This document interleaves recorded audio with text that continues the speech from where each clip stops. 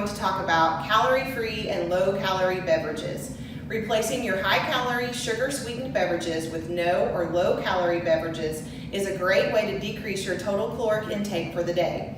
These jars and pitchers are all filled with no-calorie flavored water, but they're very satisfying.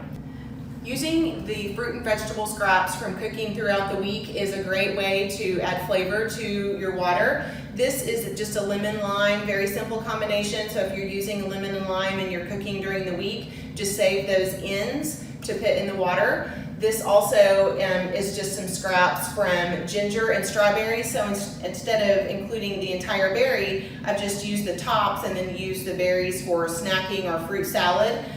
Ginger is a lovely combination with strawberry. This combination is oranges and rosemary. So don't be afraid to experiment with different herbs with your fruit waters and your flavored waters. This combination is pineapple basil. So again, I've just used the outside of the pineapple and bruise the herb a little bit as you are putting it in the jar and fill with water. This is a cucumber mint combination, very refreshing, classic combination. And this is a berry mint combination. So it's just some leftover berries and some mint. Very prolific if you want to grow this in your garden yourself.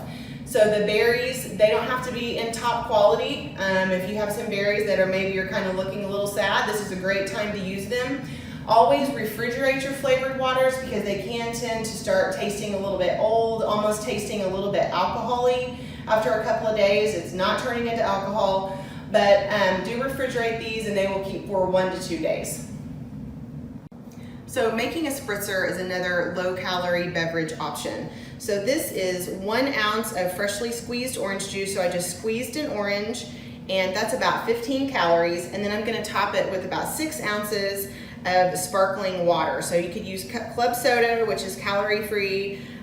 Some of these like LaCroix or bubbly or Ozark sparkling. These are all calorie-free beverages that are carbonated and have the flavoring to make them seem like they have flavoring. They are not artificially sweetened. They have no sweetener whatsoever. So this is a spritzer. It has about 15 calories because of the real fruit juice and it's delicious. Herbal teas are an excellent no-calorie beverage, and so we especially like the Celestial Seasonings Black Cherry Berry Tea.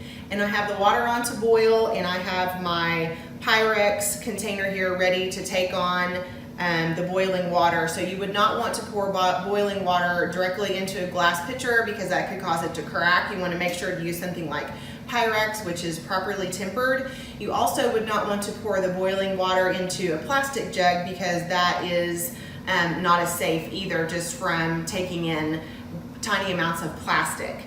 So as soon as that water is ready, I'm going to pour the boiling water over 4 tea bags and then we'll have some black cherry berry tea. Okay, so our water has come to a boil and I'm just going to pour about 4 cups of water over these 4 tea bags. Now you can enjoy this cherry berry tea as a hot tea, but it's also delicious iced, and so that's what we're doing. I'm going to let these tea bags steep for 4 to 6 minutes and remove the tea bags and then add ice to it to make an iced tea. Okay, so this is our finished black cherry berry iced tea, and so just to add a little extra flavor, I put some orange slices in here. So this Celestial Seasonings blend is an excellent, economical, calorie-free, caffeine-free beverage. Also, plain green tea, plain black tea, and black coffee, though they do have caffeine, are also excellent no-calorie beverage choices. Almond milk is a good alternative to cow's milk. It has a calorie-saving advantage of 50 calories less per cup than skim milk. There are 30 calories in 1 cup of almond milk instead of 80 calories in 1 cup of skim milk. Almond milk can be used instead of traditional milk in cooking and baking.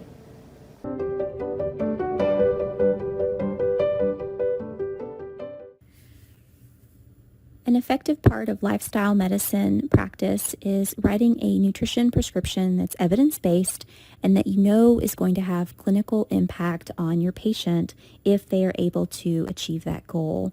And sugar-sweetened beverages are a really good opportunity for us to intervene, not only to reduce overweight and obesity, but also to help prevent it from occurring in the first place.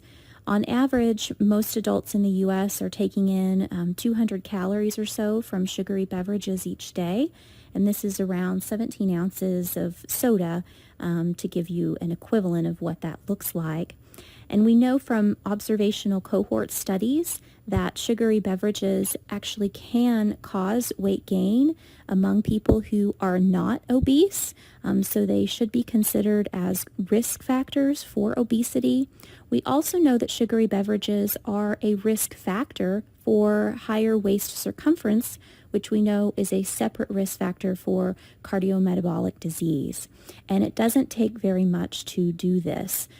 For example, one study that was conducted in Spain found that for those who were even just drinking around 7 ounces of sugary beverages per day, they were 77% more likely to have abdominal obesity at follow-up, and even as low as every 100 calorie increase from sugary beverages was associated with about a 1.1 centimeter increase in waist circumference. And this was even after controlling for total energy intake. So the metabolic consequences of sugar-sweetened beverages are not explained by their calories. It's most likely the high glycemic effects from drinking these products. And then what about intervention? What if we remove these sugary beverages from the diet? Well, the Premier trial did that, and it involved men and women with hypertension. And what the researchers found that was for every 1 serving per day reduction in sugary beverages, participants lost around 1.1 pounds at 6 months. So you can see if you had a patient who was maybe drinking 3 or 4 sugary beverages per day, this can get them to some significant weight loss at 6 months without really having to do anything else. So what about sugar-sweetened beverages and obesity risk in children? In the United States, on average, kids are drinking around 143 calories per day from sugary drinks, and just as a ballpark, that's around the equivalent of a 12-ounce soda. And in addition to soda, other things that contribute to sugary beverage intake among children are going to be things like sports drinks, Kool-Aids, fruit punch type beverages. So whenever you're screening for sugary beverage intake in this population, make sure that you're really including those kinds of examples so that you can better estimate a child's intake of sugary drinks. And we know from prospective cohort studies that among school-aged children, whenever we consider their BMI, their socioeconomic status, other dietary variables and lifestyle factors, and control for all of those things, every 12-ounce serving of sugar-sweetened beverages is associated with a higher BMI by about 0.2 kilograms per meter squared, and also a significant increase in the risk of getting an obesity diagnosis. And so the American Academy of Pediatrics actually recommends avoidance of sugary beverages, which is reflected in their 5210 campaign that is available for implementation for free in primary care type settings.